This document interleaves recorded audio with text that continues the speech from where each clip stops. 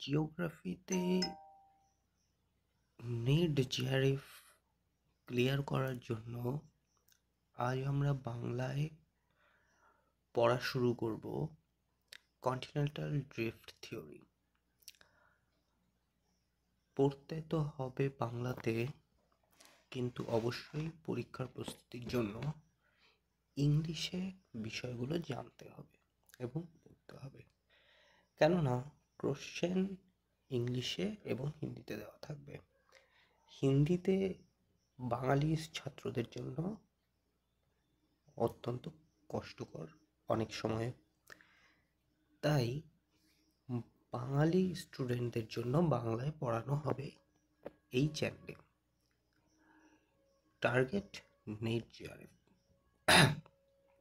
তো আজ পড়ছি continental drift theory. At first আমাদেরকে জানতে হবে কন্টিনেন্টাল ড্রিফট থিওরিটা কি। কন্টিনেন্টাল ড্রিফট থিওরি হলো যেটা 1912 সালে এসেছে। থিওরিটা দিয়েছেন Alfred Wegener.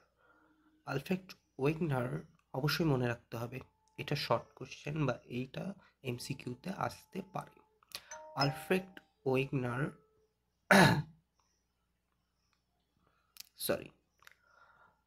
Alfred Wegener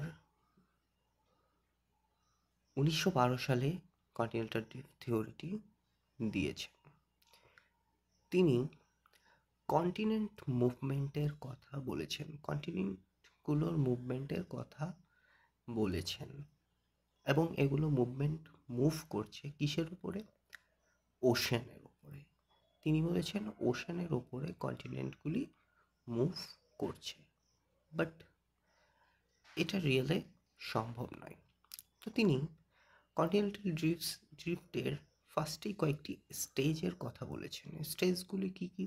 first stage, যেটা পিরিয়ডগুলো জানতে হবে, পিরিয়ডটা ফার্স্ট স্টেজের পিরিয়ড ছিল কার্বনিফেরাস পিরিয়ড, যেটা 255 মিলিয়ন ইয়ার্স অ্যাগোতে এই ঘটনাটা ঘটে। তখন প্যান্থালাসা আর প্যান্থালাসা নামক একটি সমুদ্র, মহাসমুদ্র বলা যায়, যার মাঝখানে প্যানসিয়া নামক স্থলভাগ দেখা যায় এই সমুদ্রের মধ্যে। এরপরের পিরিয়ডটার কথা তিনি বলেছেন সেকেন্ড স্টেজে, যে পিরিয়ডটি হলো জুরাসিক পিরিয়ড, যেখানে 200 থেকে 150 মিলিয়ন বছর আগে যে প্যানজিয়ার সময় যে স্থলভাগটি ছিল সেটি দুটো ভাগে ভাগ হয়ে যায়, যার নাম হয় লাউরাসিয়া অ্যান্ড গন্ডোয়ানাল্যান্ড। লাউরাসিয়া নর্থ সাইডে থাকে এবং গন্ডোয়ানাল্যান্ড আর্থের ইকুয়েটরের সাউথে অবস্থান করে। এবং থার্ড স্টেজে তিনি বলেন, যেটা মেসোজোইক পিরিয়ডে ঘটনাটা ঘটে, সেখানে তিনি একটি সাগরের কথা বলেন বা একটি সমুদ্রের ওশেনের কথা বলেন, যার নাম তেথিস সমুদ্র। এই তেথিস সমুদ্র যেটা কিনা 100 মিলিয়ন ইয়ার্স আগে এর অস্তিত্ব পাওয়া যায়। এবং ফোর্থ স্টেজে তিনি বাদবাকি কন্টিনেন্টগুলো তৈরি হওয়ার কথা সরাসরি বলে দেন, যেমন নর্থ আমেরিকা, সাউথ আমেরিকা, বর্তমানে যেই কন্টিনেন্টগুলো দেখা যায়। ফিফথ স্টেজে তিনি মাউন্টেন বিল্ডিং এবং আদার্স অরিজিনিক প্রসেসগুলোর বর্ণনা দেন। মানে কন্টিনেন্ট সেপারেট হয়ে যাওয়ার পর এবার কন্টিনেন্টগুলোর উপরে মাউন্টেন বিল্ডিং হলো, এই ধরনের কথা তিনি বলেন। আচ্ছা, তো এখানে তিনি কি কি ফোর্সকে রেসপন্সিবল বা দায়ী করেছেন এই কন্টিনেন্টাল ড্রিফটের জন্য? তিনি ফার্স্টেই বলেন গ্র্যাভিটেশনাল ফোর্স এই ড্রিফটের পেছনে দায়ী, এবং তারপরেই বলেন পোল ফেসিং ফোর্স, তারপরে তিনি বাউন্সি ফোর্সের কথা বলেন। এই তিনটি ফোর্স অবশ্যই মনে রাখতে হবে, এবং এই তিনটি ফোর্সের কথা কিন্তু নেট পরীক্ষার কোশ্চেনে সরাসরি জিজ্ঞেস করতে পারে। Gravitational force, pole facing force, buoyancy force. আচ্ছা, এবার এই বুয়েন্সি ফোর্স এটি কি, বা পোল ফেসিং ফোর্স এটি কি? পোল ফেসিং ফোর্স যেটা হচ্ছে, এটি হলো সেন্ট্রিফিউগাল ফোর্সের কারণে। সেন্ট্রিফিউগাল ফোর্স সম্পর্কে আমরা জানি, সকলেই জানি কিছু না কিছু। এটি হলো সেন্ট্রিফিউগাল ফোর্স হলো কোনো কিছু ঘোরালে বা আমরা যদি দুজন হাত ধরে দুজন বন্ধু ঘুরি, একটা ফোর্স মনে হবে যে আমাদেরকে আটকে রেখেছে, একজনকে আরেকজনের দিকে টানছে। আবার আরেকটা ফোর্স মনে হবে আমরা বাইরের দিকে ছিটকে যাচ্ছি। এই বাইরের দিকে ছিটকে যাওয়ার ফোর্সটাকেই সেন্ট্রিফিউগাল ফোর্স বলে। আর যেই ফোর্সটি আমাদের ভেতরের দিকে টানে সেটাকে সেন্ট্রিপিটাল ফোর্স বলা হয়। তো পোল ফেসিং ফোর্স হলো এই বাইরের দিকে ছিটকে যাওয়া, মানে কন্টিনেন্টগুলি বাইরের দিকে ছিটকে যাচ্ছে, সেন্টার থেকে বাইরের দিকে ছিটকে যাচ্ছে, যেটা আমরা স্টেজ 2, 3, 4-এ দেখতে পাই যে প্যানজিয়া থেকে বাকি কন্টিনেন্টগুলো বাইরের দিকে ছিটকে গিয়েছে।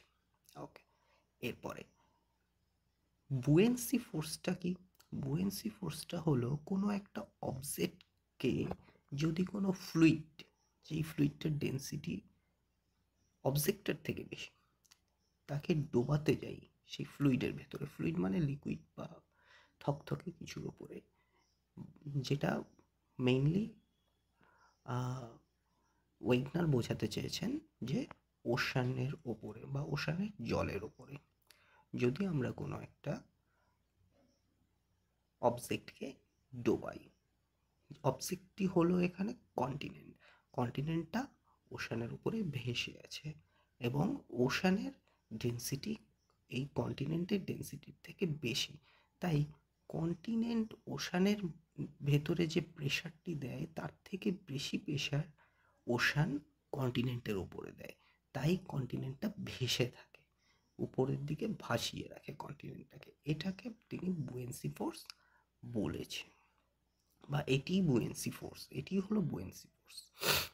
ওকে, এবার এই যে কন্টিনেন্টাল ড্রিফটের এগেনস্টে তিনি কি কি সাপোর্টিং স্টেটমেন্ট বা সাপোর্টিং এভিডেন্স দিয়েছেন।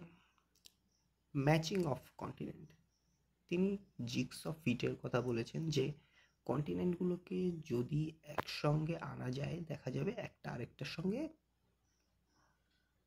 পাজেলের মতো আটকে যাচ্ছে। যেমন যদি আফ্রিকার আর সাউথ আমেরিকার শোর লাইন দুটোকে দেখি তাহলেই এটা খুব ক্লিয়ারলি বোঝা যায়। আফ্রিকার আমরা দেখব যে ওয়েস্ট শোর লাইনটা আর আর সাউথ আমেরিকার ইস্টের শোর লাইন, এই দুটিকে ভালো করে লক্ষ্য করলেই বোঝা যায় এই দুটিকে কাছাকাছি আনলে আটকে যাবে, মানে একটি আরেকটির সঙ্গে খুব সুন্দরভাবে আটকে যাবে। তো এই যে জিগস অফ ফিটের প্রমাণটার কথাও তিনি বলেন।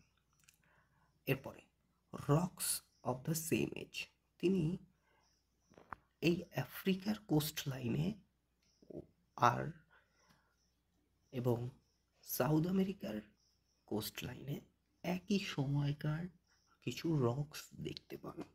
এই রক্সগুলো দেখে একই সময়কার রক্সগুলো দেখে তিনি বুঝতে পারেন যে এই দুটো কন্টিনেন্ট একসময় একই সঙ্গে যুক্ত ছিল এবং তিনি এর প্রমাণ তার তার প্রমাণটা এভাবে করতে চান বা এভিডেন্স, সাপোর্টিং এভিডেন্স এভাবে দিয়ে তার থিওরিতে দিয়ে থাকেন। ওকে, এবং ডিস্ট্রিবিউশন অফ ফসিল ফুয়েলস, এবং তিনি ফসিলের ডিস্ট্রিবিউশন দেখেও বলেন, যেমন ডাইনোসরের মতো দেখতে একটি জন্তু যা মেসোসরাস, যেটা কিনা ওয়াটারে ছিল, এর ফসিল তিনি সাউথ আমেরিকার কোস্ট লাইনে এবং সাউদার্ন আফ্রিকার কোস্ট লাইনে দেখতে পান। দেখে বোঝা যায় যে দুটো কোস্ট লাইন এক সময় একসঙ্গেই ছিল এবং তারা সেপারেট হয়েছে, মানে একটা আরেকটার থেকে সরে গিয়েছে, কিন্তু একসময় সবই এক জায়গাতেই ছিল। এবার তার এই থিওরির বেসিসে কিছু কিছু ক্রিটিসিজম হয়েছে। তার থিওরিটার ক্রিটিসিজম হয়েছে, অবশ্যই হবে, কারণ প্লেট টেকটনিক থিওরি তার থিওরিকে সম্পূর্ণভাবে মিথ্যা বা ভুল প্রমাণ করে দিয়েছে এবং প্যারাডাইম শিফট হয়ে গিয়েছিল। তার এই তার এই থিওরিটি ভুল প্রমাণিত হয়েছিল। তো ফার্স্ট যেটা ক্রিটিসিজম রয়েছে, তিনি বুয়েন্সি ফোর্স, টাইডাল কারেন্ট আর গ্র্যাভিটির কথা বলেছেন। তো এগুলো একটা কন্টিনেন্টকে, একটা বিশাল কন্টিনেন্টকে মুভ করানোর জন্য সাফিসিয়েন্ট নয়। এটা এটা সবাই, বা এটা একটি সত্যি কথা যে এই তিনটি ফোর্স একটা কন্টিনেন্টকে এত সহজে মুভ করাতে পারে না। এরপরে তিনি ইকুইটোরিয়াল ওয়েস্টওয়ার্ড মুভমেন্টের কথা বলেছেন, কিন্তু কন্টিনেন্টগুলো ডিফারেন্ট ওয়েতে মুভ করেছে, মানে ডিফারেন্ট ডাইরেকশনে মুভ করেছে, শুধুমাত্র ওয়েস্ট আর ইকুইটোরিয়াল ট্রাভেল তাদের হয়নি। এবং ওয়েগনার কার্বনিফেরাস যুগের আগে কি হয়েছিল সেই ঘটনা সম্পর্কেও কিছু বলেনি। এবং লাস্ট তার ক্রিটিসিজম যেটা রয়েছে, ocean were not taken account in the theory. তিনি বলেছেন ওশানের উপরে কন্টিনেন্ট ভেসে আছে, কিন্তু ওশানটা কোথা থেকে এলো সেই বিষয়টাকে তিনি বর্ণনা করেননি। তো এই ছিল কন্টিনেন্টাল ড্রিফট থিওরি। এইটুকু আমাদের ইউজিসি নেটের জন্য যথেষ্ট। আপনারা নোটটিও লিখে নিতে পারেন। এবং এরপরেই আমরা প্লেট টেকটনিক থিওরির ভিডিও আপলোড করব। এবং প্লেট টেকটনিক থিওরি এখন বর্তমানে এই কন্টিনেন্টাল ড্রিফট থিওরিকে ভুল প্রমাণিত করে নিজে সেট হয়ে রয়েছে, বা নিজে এখনো গ্রহণ্য যেটাকে বলে সেটা হয়ে আছে প্লেট টেকটনিক থিওরি। এবং এই কন্টিনেন্টাল ড্রিফট থিওরির যে প্যারাডাইম, বা সায়েন্টিস্টরা যে বিশ্বাস করতো এই থিওরিকে, সেটা এখন শিফট হয়ে গিয়েছে প্লেট টেকটনিকের দিকে। মানে সব সায়েন্টিস্টরা প্লেট টেকটনিককে এখন সঠিক বলে মেনে নিয়েছে। তো আজকে কন্টিনেন্টাল ড্রিফট থিওরি পড়া হয়ে গেল, এরপরে প্লেট টেকটনিক থিওরি পড়ানো হবে। এবং এরপরে আস্তে আস্তে সকল বিষয়ের পিওয়াইকিউস সলভ করা হবে, পেপার 1 ও সঙ্গে দেখানো হবে। আস্তে আস্তে সকল বিষয় এখানে আপলোড করা হবে। ধন্যবাদ, নমস্কার।